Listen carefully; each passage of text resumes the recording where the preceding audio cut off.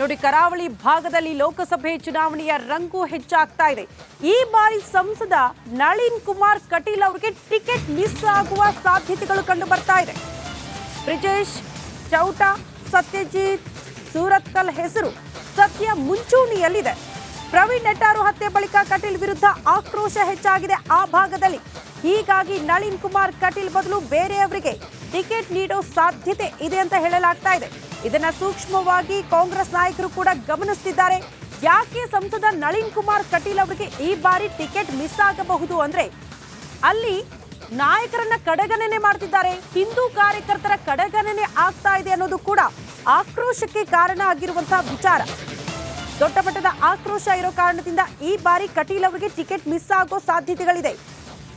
ಪ್ರವೀಣ್ ನೆಟ್ಟಾರು ಹತ್ಯೆ ಬಳಿಕವಂತೂ ಕಾರ್ಯಕರ್ತರ ಸಿಟ್ಟು ತಾರಕಕ್ಕೇರಿದೆ.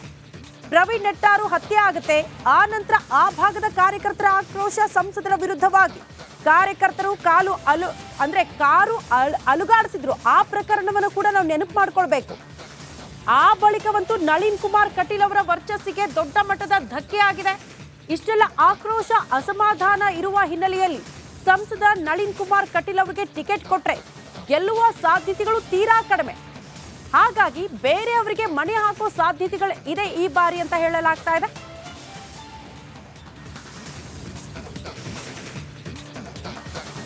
ಸ್ವಾರ್ಥ ಮತ್ತು ಸರ್ವಾಧಿಕಾರಿ ನಿಲುವು ಹೊಂದಿದ್ದಾರೆ ನಳಿನ್ ಕುಮಾರ್ ಕಟೀಲ್ ಅನ್ನುವಂತ ಆರೋಪ ಕೂಡ ಇದೆ. ಪ್ರವೀಣ್ ನೆಟ್ಟಾರು ಹತ್ಯೆ ಬಳಿಕ ಆ ಭಾಗದ ಕಾರ್ಯಕರ್ತರ ಸಿಟ್ಟು ತಾರಕಕ್ಕೇರಿದೆ. ಕಾರಣ, ಯಾವ ಅಧಿಕಾರಿಗಳಿಗೂ ಒಂದು ಖಡಕ್ ಸೂಚನೆ ಕೊಡಲ್ಲ, ಬರೀ ಸ್ವಾರ್ಥ ರಾಜಕಾರಣ ಮಾಡ್ತಾರೆ. ಅದಂತೂ ಈ ಹಿಂದೆ ಬಿಜೆಪಿಯ ರಾಜ್ಯಾಧ್ಯಕ್ಷರಾದ ಬಳಿಕವಂತೂ ಸಂಸದರಾಗಿ ಆ ಭಾಗದಲ್ಲಿ ಕೆಲಸನೇ ಮಾಡಿಲ್ಲ ನಳಿನ್ ಕುಮಾರ್ ಕಟೀಲ್ ಅವರು ಅನ್ನುವಂತ ಆರೋಪ ಇದೆ. ಹಾಗಾಗಿ ಹಿಂದೂ ಕಾರ್ಯಕರ್ತರ ಸಿಟ್ಟು ಆಕ್ರೋಶ, ಅವರ ಒತ್ತಡ ಇಷ್ಟೇ.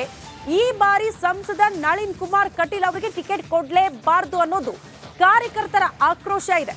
ಹಾಗಾಗಿ ಇಷ್ಟೆಲ್ಲ ಅಸಮಾಧಾನ ಆಕ್ರೋಶದ ಮಧ್ಯದಲ್ಲಿ ಸಂಸದ ನಳಿನ್ ಕುಮಾರ್ ಕಟೀಲ್ ಅವರಿಗೆ ಟಿಕೆಟ್ ಕೊಟ್ರೆ ಗೆಲ್ಲುವ ಚಾನ್ಸಸ್ ತೀರಾ ಕಡಿಮೆ ಇದೆ ಎನ್ನುವಂತ ವಿಚಾರ.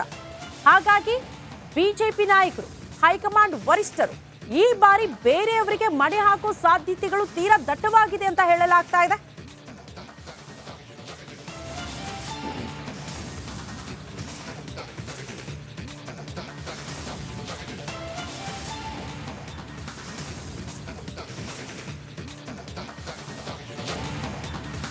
ರಾಜಧಾನಿ ಬೆಂಗಳೂರಿನಲ್ಲಿ ಶುರುವಾಗಿದೆ ಕುಡಿಯುವ ನೀರಿಗಾಗಿ ಹಾಹಾಕಾರ.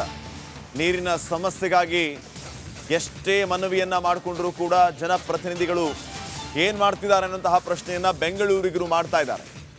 IT ಸಿಟಿಯ ಹಲವು ಕಡೆ ನೀರಿಗಾಗಿ ತೀವ್ರ ಪರದಾಟ ಪಡುವಂತಹ ಪರಿಸ್ಥಿತಿ. ಮುಂದಿನ ತಿಂಗಳಿಂದ ಮತ್ತಷ್ಟು ನೀರಿನ ಅಭಾವವಾಗುವ ಸಾಧ್ಯತೆ ಇದೆ. ಪ್ರೈವೇಟ್ ವಾಟರ್ ಟ್ಯಾಂಕ್ ಖರೀದಿ ಮಾಡೋದಕ್ಕೆ ತಯಾರಿ ಕೂಡ ನಡೆದಿರೋದು. ಈಗಾಗಲೇ ಸರ್ಕಾರಕ್ಕೆ ಜಲಮಂಡಳಿ ಪ್ರಸ್ತಾವನೆಯನ್ನು ಕೂಡ ಸಲ್ಲಿಸಿದೆ. ವಿಚಾರವಾಗಿ ಬೆಂಗಳೂರಿಗೆ ತಿಂಗಳಿಗೆ 1.5 TMC ನೀರು ಬೇಕು. ಆದರೆ ಅಷ್ಟೊಂದು ಸಮರ್ಪಕ ನೀರು ಮುಂದಿನ ತಿಂಗಳಿಂದ ಕಷ್ಟ ಆಗ್ಬೋದು. ಹೀಗಾಗಿ ಪ್ರೈವೇಟ್ ಟ್ಯಾಂಕರ್ಗಳನ್ನು ಖರೀದಿ ಮಾಡೋದಕ್ಕೂ ಕೂಡ ಜಲಮಂಡಳಿ ಈಗಾಗಲೇ ಸರ್ಕಾರಕ್ಕೆ ಪ್ರಸ್ತಾವನೆಯನ್ನು ಸಲ್ಲಿಸಿದೆ. ಯಾವಾಗ ಕಾವೇರಿ ನೀರು ಕಡಿಮೆ ಆದ ತಕ್ಷಣ ಬೋರ್ವೆಲ್ ಡಿಪೆಂಡ್ ಆಗುತ್ತೆ. ಅಲ್ಲ, ಕಾವೇರಿ ಬೋರ್ವೆಲ್ ನೀರು ಕಡಿಮೆ ಆದ ತಕ್ಷಣ ಕಾವೇರಿ ಡಿಪೆಂಡ್ ಆಗುತ್ತೆ. ಡ್ರಾ ಈಚೆ ಮಾಡ್ತಿದ್ದಾರೆ, ಇನ್ನೊಬ್ರು ನೀರು ಹೋಗೋಲ್ಲ, ತೊಂದರೆ ಆಗುತ್ತೆ. ನಾನು ಗ್ಯಾರಂಟಿ ಮಾಡೋಲ್ಲ. ಸ್ಟೇಟಸ್ ನಾವಂತೂ ಪ್ಲ್ಯಾನ್ ಮಾಡ್ಕೊಂಡಿದ್ವಿ, ಹೇರಿಂಗ್ ಮಾಡಬೇಕು ಅಂತ ಡಿಸೈಡ್ ಮಾಡಿದ್ವಿ. ಸೊ ಆದಷ್ಟು ಫಿಲ್ಲಿಂಗ್ ಪಾಯಿಂಟು ನೆಟ್ಟು ಬರ್ತಿದ್ವಿ. DC ಅವರಿನ ಟೈಮ್ ಇದೆ, ಈ ತಿಂಗಳೆಲ್ಲ ಕನ್ಸಲ್ಟ್ ಮಾಡಿ ಹೆಚ್ಚಾಗಿ ವಾಟರ್ ಟ್ಯಾಂಕರ್ ತೊಗೋಬೇಕಂತಂದು ಬಿಡಿಸಿ ಅಂತಂದು ಪ್ರೈವೇಟ್ ವಾಟರ್ ಟ್ಯಾಂಕರ್ ತೊಗೊಂಡು ನಮ್ಮ ಅಪ್ರಾಕ್ಸಿಮೇಟ್ಲಿ ನಾನು ಪ್ರಿಪೇರ್ ಮಾಡಿಲ್ಲ. ಅಪ್ರಾಕ್ಸಿಮೇಟ್ಲಿ ಒಟ್ಟು ತೊಗೊಳ್ತೀವಿ. ಫಸ್ಟ್ ಹಂತ ತೊಗೊಳ್ತೀವಿ. ಫಸ್ಟ್ ಈ ಮಾರ್ಚ್ ತಿಂಗಳು ಇಷ್ಟು, ಏಪ್ರಿಲ್ ತಿಂಗಳು ಇಷ್ಟು, ಪವಣೆ ಆದಂಗೆಲ್ಲ ಹೆಚ್ಚು ತೊಗೊಂಡು ಈ ಎಲ್ಲ ವಿಚಾರಗಳಿಗೆ ಸಂಬಂಧಪಟ್ಟಂತೆ ಇನ್ನಷ್ಟು ಮಾಹಿತಿಯನ್ನ ನೀಡ್ತಾರೆ ಪ್ರತಿನಿಧಿ ವೀರೇಶ್. ಈಗ ನೇರ ಸಂಪರ್ಕದಲ್ಲಿ. ವೀರೇಶ್, ಗಮನಿಸ್ತಾ ಇದೀವಿ, ಒಂದ್ ಕಡೆ ಮಳೆ ಬಂದ್ರೆ ನೀರಿನಿಂದ ಎಷ್ಟೆಲ್ಲ ಸಮಸ್ಯೆ ಆಗುತ್ತೆ ಅನ್ನೋದು ಒಂದ್ ಕಡೆ, ಬೇಸಿಗೆ ಬಂದ್ರೆ ನೀರೇ ಇಲ್ಲ ಅನ್ನುವಂಥ ಸಮಸ್ಯೆ. ಅಂದ್ರೆ ರಾಜಧಾನಿ ಬೆಂಗಳೂರಿನಲ್ಲಿ ಪ್ರಾಪರ್ ಪ್ಲಾನಿಂಗೇ ಇಲ್ವಾ, ಅಥವಾ ಪ್ಲಾನ್ ಮಾಡುವಂತ ವ್ಯವಧಾನ ಸರ್ಕಾರಕ್ಕೆ BBMPಗೆ ಇಲ್ವಾ, ಹೇಗೆ?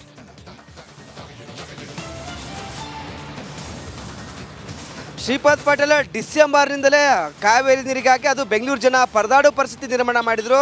ಮತ್ತೊಂದು ಕಡೆ ಜಲಮಂಡಳಿ ವಿರುದ್ಧ ಆಕ್ರೋಶ ಅವರು ಹಾಕಿದ್ರು. ಯಾಕಂದರೆ ಸಮರ್ಪಕವಾಗಿ ನೀರು ಬರ್ತಿಲ್ಲ, ಕಾವೇರಿ 1.1 ಯೋಜನೆ ಸರಿಯಾಗಿ ಆಗಿಲ್ಲ. ಹೀಗಾಗಿ ಎಲ್ಲೇ ಒಂದು ಕಡೆ ಈ ಒಂದು ಸಮಸ್ಯೆ ಜಾಸ್ತಿ ಆಗ್ತಿದೆ.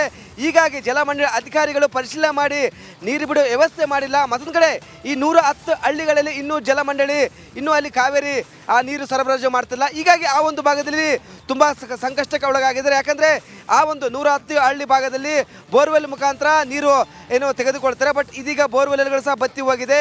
ಹೀಗಾಗಿ ಎಲ್ಲೇ ಒಂದು ಕಡೆ ಸಿಟಿ ಜನರು ನೀರಿಗಾಗಿ ಪರದಾಡೋ ಪರಿಸ್ಥಿತಿ ನಿರ್ಮಾಣವಾಗ್ತಿದೆ. ಅದಲ್ಲದೆ ಇನ್ನು ಮುಂದಿನ ತಿಂಗಳು ಅಂದರೆ ಬೇಸಿಗೆ ಆರಂಭವಾಗಿದೆ, ಇನ್ನು ಚಳಿಗಾಲ ಮುಂಚಿತವಾಗಿ ಬೇಸಿಗೆ ಆರಂಭವಾಗಿದೆ. ಹೀಗಾಗಿ ಹಲವು ಕಡೆ ಪ್ರೊಟೆಸ್ಟ್ ಆಗ್ತಿದೆ, ಸರಿಯಾಗಿ ನೀರು ಬರ್ತಿಲ್ಲ. ಯಾಕಂದರೆ ವಾರಕ್ಕೆ 3 ಬಾರಿ ಕಾವೇರಿ ನೀರು ಬರ್ತಿತ್ತು, ಬಟ್ ಇದೀಗ ವಾರಕ್ಕೆ 1 ಬಾರಿ ನೀರು ಬರ್ತದೆ. ಹೀಗಾಗಿ ಏನು ಮಾಡಬೇಕು ಎಂಬ ಗೊತ್ತಾಗ್ತಿಲ್ಲ. ಮತ್ತೊಂದು ಕಡೆ ಶುದ್ಧ ನೀರಿನ ಘಟಕ ಬಂದ್ ಆಗ್ತಿದ್ದಾವೆ. ರಿಪಬ್ಲಿಕ್ ಕನ್ನಡ ರಿಯಾಲಿಟಿ ಚೆಕ್ನಲ್ಲಿ ಬಯಲಾಗಿದೆ. ಸರ್ಕಾರಕ್ಕೆ ತಿಳಿಸುವ ಪ್ರಯತ್ನ ಮಾಡಿ, ಬಟ್ ಇನ್ನೂ BBMP ಅಧಿಕಾರಿಗಳು ಎಚ್ಚೆತ್ತುಕೊಂಡಿಲ್ಲ. ಹಲವು ಭಾಗಗಳಲ್ಲಿ ಶುದ್ಧ ನೀರಿನ ಘಟಕಗಳು ಬಂದಾಗಿದ್ದಾವೆ. ತಿಂಗಳಿಗೆ 1.5 TMC ನೀರು ಬೇಕಾಗುತ್ತೆ ಬೆಂಗಳೂರಿಗೆ. ಹೀಗಾಗಿ ಜಲಮಂಡಳಿ ಅಧಿಕಾರಿಗಳು ಇನ್ನೂ ಎಚ್ಚೆತ್ತುಕೊಂಡಿಲ್ಲ. ಬಟ್ ಇದೀಗ ಪ್ರಸ್ತಾವನೆ ಸಲ್ಲಿಸಿದ್ದಾರೆ ಸರ್ಕಾರಕ್ಕೆ, ಅಂದರೆ ಪ್ರೈವೇಟ್ ವಾಟರ್ ಟ್ಯಾಂಕ್ ಖರೀದಿಸಲು. ಯಾಕಂದರೆ ಮುಂದಿನ ತಿಂಗಳು ಮಾರ್ಚ್ ಮತ್ತು ಏಪ್ರಿಲಲ್ಲಿ ನೀರಿನ ಅಭಾವ ಜಾಸ್ತಿ ಆಗ್ಬೋದು, ಸಮಸ್ಯೆ ಆಗ್ಬೋದು. ಹೀಗಾಗಿ ಸರ್ಕಾರಕ್ಕೆ ಪ್ರಸ್ತಾವನೆ ಸಲ್ಲಿಸಿದರೆ ಅದಲ್ಲದೆ ನೋಡಲ್ ಅಧಿಕಾರಿಗಳನ್ನು ಆ ಒಂದು ಏರಿಯಾಗಳಲ್ಲಿ ಅಪಾಯಿಂಟ್ಮೆಂಟ್ ಮಾಡಲು ಮುಂದುವರಿಸಿದ್ದಾರೆ. ಯಾಕಂದರೆ ಎಲ್ಲೆಲ್ಲಿ ನೀರಿನ ಸಮಸ್ಯೆ ಇದೆ ಬೇಗ ತಿಳಿಸುವ ಕೆಲಸ ಆಗಬೇಕು ಮತ್ತು ಸಮಸ್ಯೆಯನ್ನು ಮುಕ್ತಿ ಮಾಡಲು ಇದೀಗ ಜಲಮಂಡಳಿ ಅಧಿಕಾರಿಗಳು ಸರ್ಕಾರಕ್ಕೆ ಪ್ರೈವೇಟ್ ಟ್ಯಾಂಕ್ ಖರೀದಿಸಲು ಮತ್ತು ಹಣ ಬಿಡುಗಡೆ ಮಾಡಲು ಪ್ರಸ್ತಾವನೆ ಸಲ್ಲಿಸಿದರೆ. Shripad Patil. Okay, thank you Veeresh ಮಾಹಿತಿಗಾಗಿ.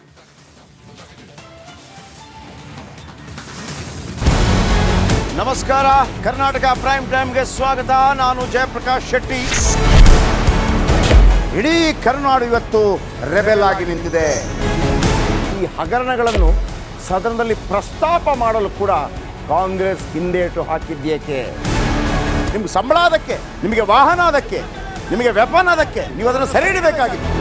ನೀವು ವಿದ್ಯುತ್ ಬರ ಇದೆ ಅಂತ ಹೇಳ್ತಾ ಇದ್ದೀರಿ, ಎಲ್ಲಿ ಬರ ಇದೆ ನೀವು ಹೇಳಬೇಕು. ಪಾಕಿಸ್ತಾನ್ ಆಕ್ಯುಪೈಡ್ ಕಾಶ್ಮೀರ್ ಅದು ಎಂದೆಂದಿಗೂ ನಮ್ಮದು. 40 ಮೆಷಿನ್ಗಳು ತಂದಿತ್ತು ನೋಟ್ ಎಣಿಸುವುದಕ್ಕೆ, ಅದೇ ಹಾಳಾಯಿತು. ಮಥುರಾದ ಗಲಾಟೆ ಇದೆಯಲ್ಲ, ಅದು ಸ್ಥಳೀಯವಾಗಿ ಕೂತು ಪರಿಹರಿಸಬಹುದಾದಂಥ ಕಾನೂನಿದೆ. ಗ್ಯಾರಂಟಿ ಯೋಜನೆಯಿಂದ ನಷ್ಟ ಆಗಿದೆ, ಲಾಭ ಆಗಿದೆ, ದಯವಿಟ್ಟು ಹೇಳಿ. Dawood Ibrahim most wanted criminal ಯಾವಾಗಾದ ಅಂದರೆ ಇಲ್ಲಿ ತನಕ ಭಾರತ ದೇಶದಲ್ಲಿ ಓರ್ವ ದಲಿತ ಪ್ರಧಾನಿಯಾದಂಥ ಇತಿಹಾಸವೇ ಇಲ್ಲ. ರಿಪಬ್ಲಿಕ್ ವರ್ಲ್ಡ್ ಆಪ್ ಇದು ಕೇವಲ ಅಪ್ಲಿಕೇಶನ್ ಅಲ್ಲ, ಸಮಗ್ರ ಸುದ್ದಿಗಳ ಸಂಪರ್ಕ ಮಾರ್ಗಕ್ಕೆ ಕ್ರಾಂತಿಕಾರಿ ಬದಲಾವಣೆ. ರಿಪಬ್ಲಿಕ್ ವರ್ಲ್ಡ್ ಆಪ್ ಕೇವಲ ಸುದ್ದಿ ಅಪ್ಲಿಕೇಶನ್ ಅನ್ನ ಪರಿಚಯ ಮಾಡ್ತಾ ಇಲ್ಲ, ಬದಲಾಗಿ ಡಿಜಿಟಲ್ ಸುದ್ದಿ ಬಳಕೆಯ ಹೊಸ ಯುಗಕ್ಕೆ ನಾಂದಿ ಹಾಡ್ತಾ ಇದೆ. ಇದೊಂದು ಬ್ರೇಕಿಂಗ್ ನ್ಯೂಸ್, ಪ್ರಭಾವಶಾಲಿ ಕಾರ್ಯಕ್ರಮಗಳಿಗೆ ಗಟ್ಟಿಯಾದ ವೇದಿಕೆ. ರಿಪಬ್ಲಿಕ್ ವರ್ಲ್ಡ್ ಅಪ್ಲಿಕೇಶನ್ ಈಗ ಲೈವ್ ಆಗಿದೆ. ಗೂಗಲ್ ಪ್ಲೇ ಸ್ಟೋರ್ ಮತ್ತು ಆಪಲ್ ಆಪ್ ಸ್ಟೋರ್ ಎರಡರಲ್ಲೂ ಲಭ್ಯವಿದೆ. ಈಗಲೇ ಡೌನ್ಲೋಡ್ ಮಾಡಿ.